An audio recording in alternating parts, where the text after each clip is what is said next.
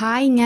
இது ஊரில் இருக்கும்போது வாங்கின நகாப்பழங்க. அங்கேயே ஜாம் பண்ணிடலான்னு சொல்லிட்டு மிக்ஸி ஜாரில் மாற்றினதுக்கு அப்புறமா தான் ஞாபகம் வந்துச்சு, ஐயோ இன்னைக்கு சடவுன் இல்லைன்ட்டு. அப்படியே கேரளாவுக்கு பார்சல் பண்ணிட்டோங்க. மேலே இருக்கிற ஸ்கின்னை ரிமூவ் பண்ணுறதுக்கு ஃபஸ்ட்டு கத்தி வச்சு தான் பண்ணிக்கிட்டு இருந்தேன். அதுக்கப்புறம் இது நமக்கு சரிப்பட்டு வராதுன்ட்டு கொட்டை இருக்கிற இடத்துல அமுத்தி ப்ரெஸ் பண்ணோம்னா தானாகவே ஸ்கின் வெளியே வந்துருச்சுங்க. இப்போ நம்ம ரிமூவ் பண்ண ஸ்கின்னை மிக்ஸி ஜாரில் போட்டு நல்லா கொரகொரப்பாக அரைச்சி எடுத்துக்கலாம். இதை அப்படியே பேனில் சேர்த்திக்கலாங்க. இன்னும் கொஞ்சம் தண்ணி வேணால் நீங்கள் ஆட் பண்ணிக்கோங்க. இதை ஒரு கிளறி விட்டுட்டு உங்களுக்கு எவ்வளோ ஸ்வீட்னஸ் தேவைப்படுதோ அந்த அளவுக்கு வந்து நீங்கள் சுகர் ஆட் பண்ணிக்கோங்க.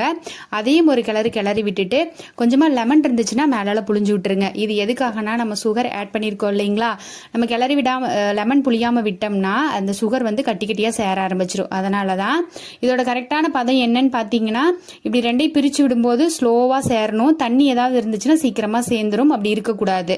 அவ்வளோதாங்க, சூப்பராக ஜாம் வந்து ரெடி ஆயிடுச்சு. வேற என்னங்க, நாளைக்கு வீடியோவில் பார்க்கலாங்களா? பாய்.